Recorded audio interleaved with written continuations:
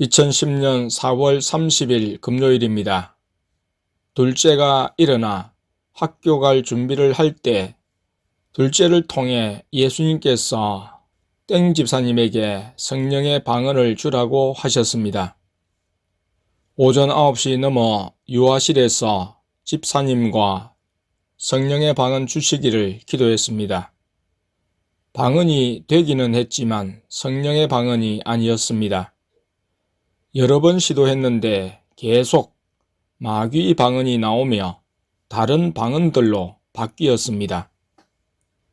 잠시 성령의 방언이 되기는 했지만 연방 마귀 방언으로 바뀌었습니다. 더 이상 방언을 주려는 것이 무의미해 보였습니다. 예수님이 주권적으로 행하시지 않으면 성령의 방언을 받을 수 없고 또 성령의 방언을 유지할 수 없었습니다. 그래도 다시 시도했습니다. 집사님도 그냥 올라갈 수는 없다는 절박감으로 기도했습니다. 이번에는 방언이 터진 것이 성령의 방언인지를 확인하고자 학교에 있는 땡순 성도님에게 전화를 걸었습니다. 전화를 안 받다가 문자를 보내니 곧 전화가 와서 집사님의 방언을 잘 들어보라고 했습니다. 그런데 집사님은 나온 방언으로 곧 시작하지 않고 방언을 달라는 기도를 다시 했습니다. 그러기를 오래 했습니다. 전화기를 들고 있으면서 바로 이거다 라는 생각이 들었습니다. 방금 전에 기도할 때는 빨리 방언으로 바뀐 반면에 이번에는 기도가 오래 갔습니다. 그래서 방언이 되면 다시 전화한다고 전화를 끊었습니다. 소리 내어 기도하는 것이 앞과는 차이가 있었고 간절함이 더해졌습니다.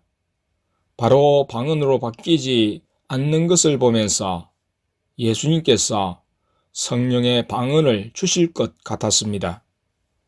몇 분 후에 집사님의 입에서 방언이 터졌는데 집사님이 위축되지 않고 방언으로 계속 기도했습니다. 나와 아내가 들어도 별 이상이 없어 보였고 다른 방언으로 바뀌지 않았습니다.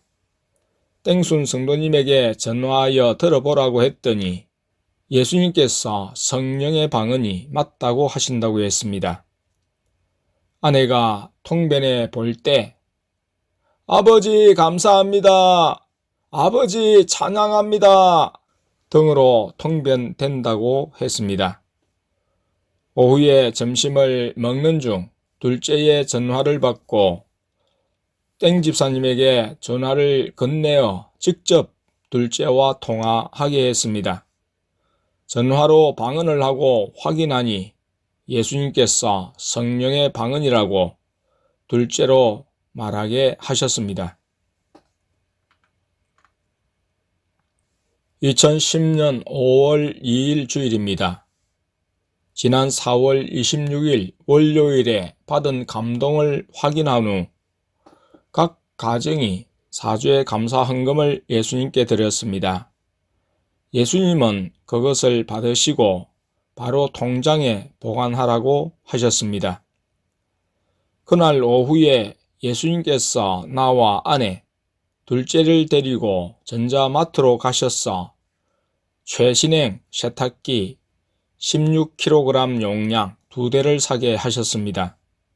한 대는 부산 땡땡교회 땡목사님 가정에 보내게 하셨고 다른 한 대는 아파트로 이사하는 땡땡다움 집사님 가정에 선물하셨습니다.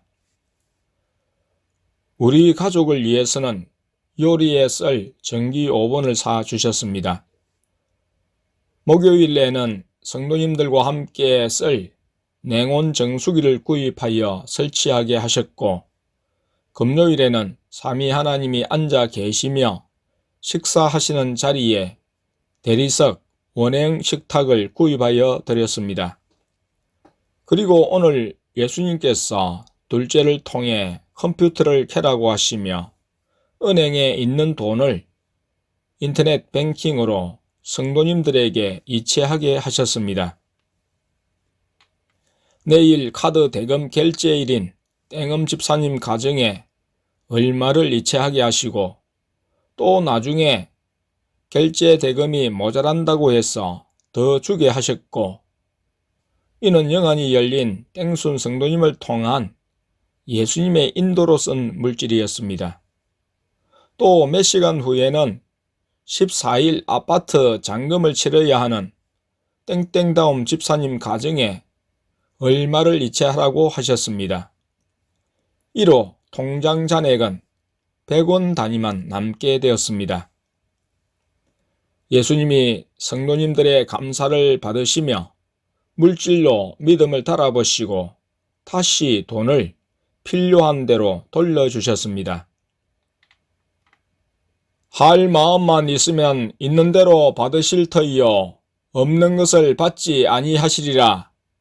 이는 다른 사람들은 평안하게 하고 너희는 공고하게 하려는 것이 아니요 평균케 하려 함이니, 이제 너희의 유효한 것으로 저희 부족한 것을 보충하여 평균하게 하려 함이라.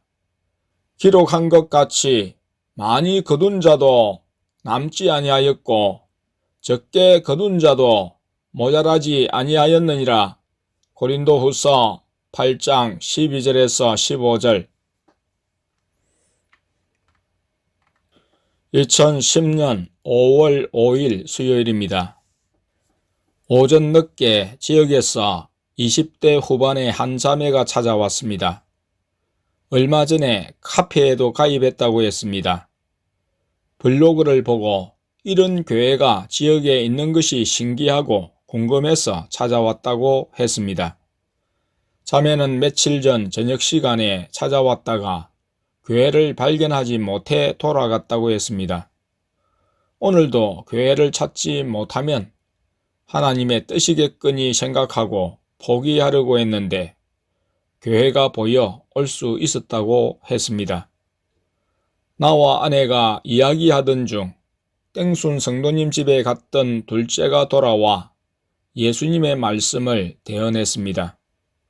오늘 자매를 초원교회에 오게 하신 것이 예수님이 하신 일인지 여쭈니 예수님이 오게 하셨다고 하셨습니다. 자매는 궁금한 것을 둘째를 통해 예수님께 여쭈어 예수님의 대답을 듣고 돌아갔습니다. 자매는 처음 자신의 물음에 예수님이 대답을 하지 않으신다고 하자 예수님이 왜 대답을 안 해주셔요? 했습니다. 참고로 예수님은 우리의 질문에 모두 답해야 하는 분이 아니십니다. 예수님은 하나님이시며 우리는 예수님의 말씀과 인도가 전적으로 옳으며 나는 옳지 않다는 인식을 가지고 있어야 합니다.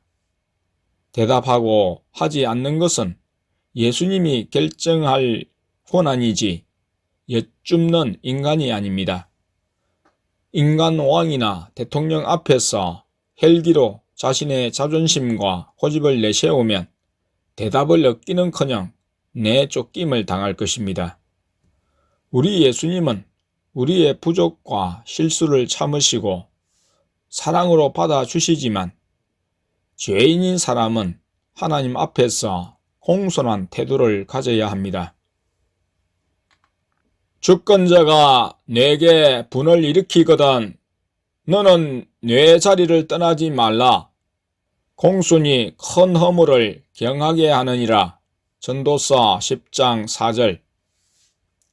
하나님 앞에서 자신의 행편없는 모습을 알고 회개하며 하나님께 순종하고자 여쭙는 태도를 가지면 예수님이 기뻐하십니다. 예수님께 여쭙는 사람은 예수님이 말씀하실 때까지 기다리며 인내해야 합니다. 바로 대답을 하지 않으셔도 기다리면 대답을 해 주시기도 하십니다. 때로 질문이 잘못되어 대답을 안 하실 때도 있습니다. 질문을 다시 고쳐서 할 필요도 있습니다. 그리고 어떤 말씀을 하시든지 간에 순종할 마음의 태도를 가지고 말씀을 받아야 합니다. 예수님께서 대답지 않으시고 예수님께서 내가 원하는 대답 대신에 전혀 예상치 못한 충격적인 사실을 말씀하신다고 해도 받아들일 준비를 하고 있어야 하며, 감정이 상한다고 예수님의 말씀을 대언하는 대언자를 추궁하듯 대하는 것은 실례입니다. 대언자는 예수님의 말씀을 대언하는 것밖에 없습니다. 예수님이 직접 말씀하시는 것을 들었으면 말씀에 순종할지 안 할지는 본인의 선택입니다. 예수님이 간섭하시면 본인의 의사와 관계없이 순종해야 합니다. 예수님이 사랑하시고 부르시는 사람은 예수님의 뜻을 따르도록 환경을 조성하셔서 결국 순종의 결단을 하게 하십니다. 최근에 한 자매는 카페에 헌금 감동이 와서 글을 올렸다가 지운 일이 있습니다. 둘째가 학교에서 돌아오면 예수님께 여쭈어 답을 하려고 한 것인데 기다리지 못하고 바로 삭제해 버렸습니다. 예수님께 감동을 받았으면 예수님께 즉시 드리면 되며, 예수님께 드렸으면 그것으로 족하게 생각해야 합니다. 그리고 헌금 의향이나 개인적인 질문은 공식적인 게시글보다 메일을 이용하는 것이 좋을 것입니다. 사람을 보지 않고 늘 예수님을 의식하고 예수님께 진실한 마음으로 행하면 예수님이 기뻐하시며 모든 것을 기뻐 받으십니다. 예수님은 우리의 믿음의 수준을 따라 인도하십니다. 어린아이에게 어른에게 필요한 요구를 하지 않으십니다.